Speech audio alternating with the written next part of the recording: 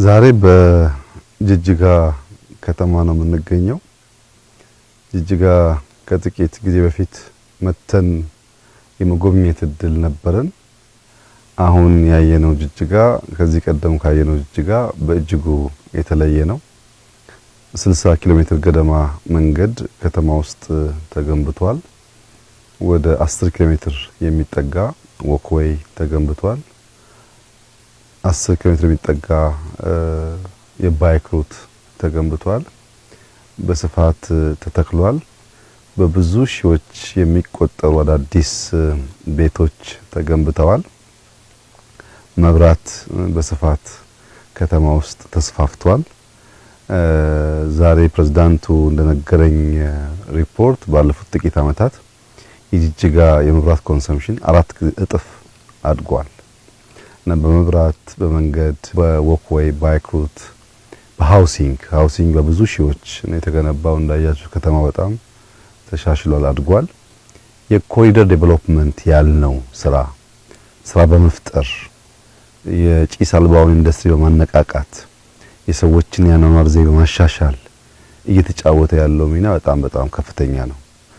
ጅጅጋ ላይ ያየነው ለውጥ በአዲስ አበባ ከምናቀው ለውጥ በምስራቁ የሀገራችን ክፍል ምናልባት በጣም ትልቁ ከተማና ትልቁ ስራ ሊሆን ይችላል። ይሄ በጣም ተስፋ ሰጪ ነገር ነው።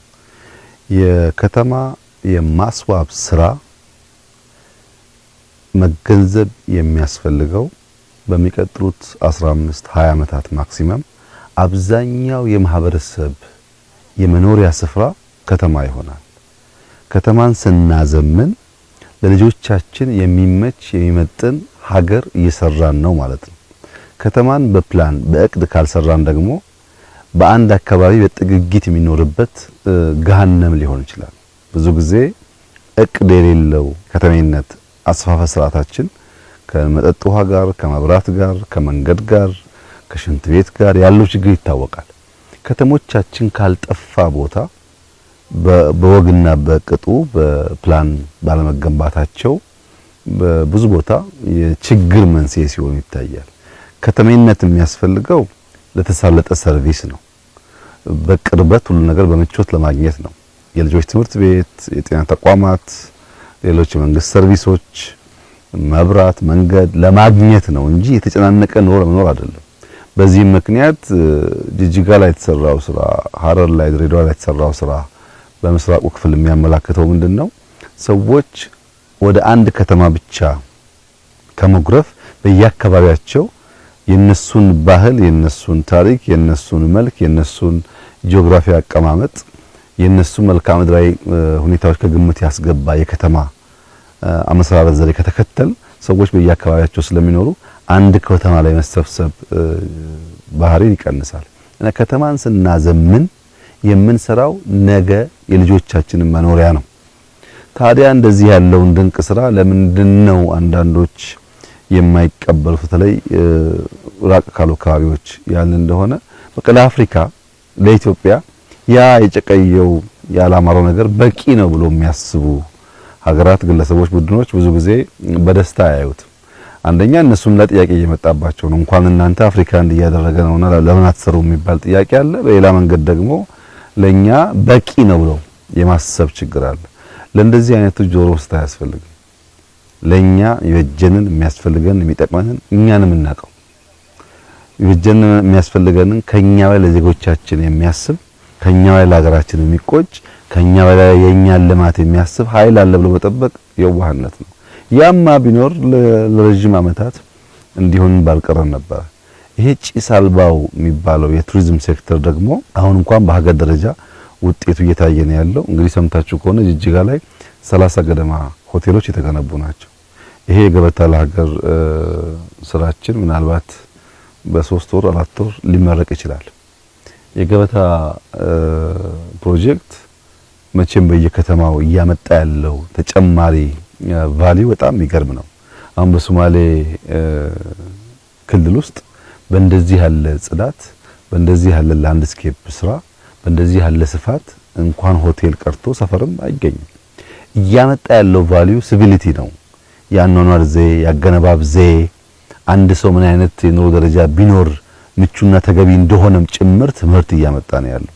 ይሄ ቦታ ሲጠናቀቅ በዚህ ከባቢ ያሉ የጎረቤት ሀገራት ካለም ጥርጥር እዚህ መጥተው መገልገላቸው አይቀርም እና ገበታ እዚህም አርባ ምንጭም ጅማም ጎርጎራም በየቦታው የሚታየው ትላልቅ ቫልዩ ነው በካባቢ ላይ ያመጣ ያለው።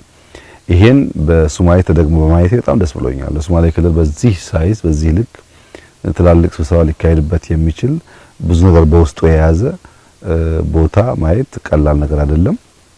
ይሄ ነገር በተቀመጠለት እቅድ መሰረት ተጠናቆ ለምርቃት እንደሚበቃ ምንም ጥርጥር የለውም። 85% የሚሆን ስራው አልቋል። አሁን የማስማማር ስራ የቀራቸው ከጥቂት ወራት በኋላ ተመልሰን እንደምናስመርቅ ተስፋ አደርጋለሁ። በድምሩ በሶማሌ ክልል ዛሬ ያየናቸው የመሶብ ፕሮጀክት ጅማሯቸው፣ የኮሪደር ስራቸው፣ የገበታ ስራ ከዚያም ውጭ ያሉ በርካታ የመንገድ ፕሮጀክቶች፣ የሆስፒታል ስራዎች በድምሩ ሶማሌ አካባቢ የመነቃቃት ምልክት ያሳያል። ዛሬ ባየሁት ሁኔታ ምናልባት ከባህር ዳር፣ ከአዳማ፣ ከሐዋሳ ውጪ ጅጅጋን የሚተካከል ከተማ ብዙ በሀገር ደረጃ ያለ አልመሰለኝም። በተለይ በሃውሲንግ ብዙ ክልሎች መማር ያለባቸው ጅጅጋ ላይ የሚሰሩ ቤቶች ጽድት ያሉ ናቸው እና ከአራት አምስት ከተሞች መካከል አንዷ ሆነች ማለት ነው። ወይም ከ10 ትላልቆቹ አንዷ ሆነች ማለት ነው። ይሄ ቀላል ነገር አይደለም። የዛሬ 2-3 ዓመት ይሄን ማየት አይቻልም እና በጣም አስደማሚ ስራ ነው የተሰራው። ለዚህ የሶማሌ ክልል ህዝብ፣ አመራሮች፣ በዚህ ስራ የተሳተፉ ሰዎች በሙሉ ምስጋና ይገባቸዋል። የመጨረሻው መልእክቴ በተለይ ለፕሬዝዳንቱ፣ ለካቢኔያቸው አሁን በሰራነውና በተገኘው ውጤት አይደለም እርካታ ሊሰማ ነው የሚገባው። ባለፉት አመታት ለምንድን ነው ይሄንን ሳንሰራ የቆየ ነው ብለው መጠየቅ አለባቸው። ሰሞኑን ጓደኞቼ ጋር ስናወራ የአራት ኪሎውን ቤተ መንግስትና ዙሪያውን ብቻ ከ2 ዓመት በፊት 3 ዓመት በፊት የነበረውን ሁኔታ አንስተን ወያይ ነበር። አራት ኪሎ ከአደባባዩ ወደ ሸራተን መውረጃው የፍሬንድሺፕ ፌስ 2 ፍሬንድሺፕ 1 ሳይንስ ሙዚየም የተሰራበት ያው የሚታወቅ ነው ምን አይነት ሰፈር እንደነበረ። የቤተ መንግስት ጋራዥ፣ ብዙ ቆርቆሮዎች፣ የጥበቃ ቤቶች የነበሩበት ነው። ከግቢ ገብርኤል ጀምሮ ደግሞ ጓሮውን ሲኬድ በጣም የሚያስፈራ የሚባል ሰፈር ነው። ለኑሮ ፍጹም ያልተመቸ ከፍተኛ የደህንነት መገለጫ የሆነ ሰፈር ነው። አዋሬ በተደጋጋሚ ስናፈርስ ታውቃላችሁ የሚመስለውን ነገር። አዋሬ ደግሞ በጣም የሚያሳዝን ሰፈር ነው። በጥቅሉ 4 ኪሎ የሚባለው ቤተ መንግስት 360 የተከበበው ከፓርላማ ውጪ የአብሮት ላይብረሪን ጨምሮ ከፓርላማ ከተሰራበት ውጪ በጣም የመጨረሻ ደህንነት፣ የመጨረሻ ችግር፣ የመጨረሻ የቆሻሻ ምልክት ሰፈር የነበረው። እንዴት ነው 360 ዲግሪ በቆሻሻና በደህንነት ተከበን እዛ ግቢ ውስጥ ተቀምጠን አገር እየሰራን ነው ብለን የምናስበው የሚል ጥያቄ ያስነሳል። ለረጅም ጊዜ እዛ ቤት ስንቀመጥ በቅርብ ርቀት ያሉ የኛን ጎረቤቶች ህይወት መቀየር ሳንችል እዛ የተቀመጥንበትን ጊዜ በመቁጠር ብቻ አገር እየመራን ነው ብለን ማሰብ አስቸጋሪ ነው። አሁን በኢትዮጵያ ደረጃ ምንም ችግር የሚባል ጠፍቷል፣ ሁሉ ተገንብቷል የሚል መመጻደቅ ተገቢ አይደለም። ገና ብዙ ስራ ይጠበቅብናል። ቢያንስ ግን በምንኖርበት ሰፈር ውስጥ ያሉትን ከባቢዎች በሙሉ ከነበሩበት ደረጃ በከፍተኛ ደረጃ አሻሽለናል። ጅጅጋም ሲመጣ ይሄው ነው፣ ጎንደርም ሲኬድ ይሄው ነው፣ ሐረርም ሲኬድ ይሄው ነው፣ አሶሳም በልኩ ይሄው ነው፣ አርባ ምንጭም ይሄው ነው። ነገር ግን በየቦታ ያለን አመራሮች መጠየቅ ያለብን ነገር አሁን የተገኘው ድል ለምን ትናንት መሆን አልቻለም? መቆጨት ነው ያለብን። ይበልጥ ለመትጋት፣ ይበልጥ ለመስራት፣ ይበልጥ ለመልፋት እንጂ የእርካታ ምንጭ መሆን የለበትም። በእርግጥ በማንኛውም ሰው አይንና መለኪያ ዛሬ ያየነው ነገር ኢምፕሬሲቭ ነው። በጣም ደስ ይላል። ለውጡ በተለይ አምና ለመጣ ሰው በጣም ደስ ይላል። ግን ያ ደስታ የእርካታ ምንጭ ሆኖ ነገ ልንሰራ የሚገባንን ስራ የሚከለክል ከሆነ ጥፋት ነው እና እኔ ያለኝ መልእክት ጅማሯችን ጥሩ ነው። በትጋት በልፋት በእኛ ሪሶርስ በእኛ ድካም የዜጎቻችንን ህይወት ያኗኗር ዘዬ ለመቀየር እያደረግን ያለው ጥረት በጣም ተስፋ ሰጪ ነው። ነገር ግን ከሚጠበቅብን ደግሞ በጣም ሩቅ ስለሆን ሳንረካ ትጋት ጨምረን ልፋት ጨምረን ስራ ጨምረን ሀገራችንን እንስራ ነው። አሁን በከተማ ስራዎቻችን ምንም ጥርጥር የለውም በአፍሪካ ምልክትና ምሳሌ ተደርገን ተወስደናል። በቅርቡ በስንዴ ዓለም አቀፍ ሽልማት እንዳገኘን ይታወሳል። አሁን ደግሞ ሰሞኑን በደረሰኝ ዜና በግሪን ሌጋሲ እንደዚሁ ከዓለም አቀፍ የተባበሩት መንግስታት ተቋም ኢትዮጵያ ሽልማት አግኝታለች። በኮሪደሩም እንደዚሁ ብዙዎች ለመማር ጥያቄ ያቀርባሉ፣ መጥተው ይጎበኛሉ። ለብዙ አፍሪካ ሀገራት ምሳሌ የሚሆን ስራ ተጀምሯል ነው። ግን ከተሞቻችን መድረስ የሚገባቸው ቦታ አልደረሱም። ይሄንን ስራችን አይተው ሊያጣጥሉ የሚሞክሩ ሀገራት እና አንዳንድ ግሩፖች ደግሞ የእናንተን ስራ ስሩ፣ ይሄን ለኛ ተውልን። ይሄ ሀገር ባለቤት ያለው ህዝብ አለው፣ ራሱን የሚወድ ራሱን የሚያከብር መለወጥ የሚፈልግ ህዝብና መንግስት አለው። ለኛ ተውልን ስራችንን ነው መልእክቴና ተባብረን በርትተን እንስራ። የጀመርነው መንገድ በጣም ተስፋ ሰጪና ውጤታማ ነው። አስደሳች ስራ ነው።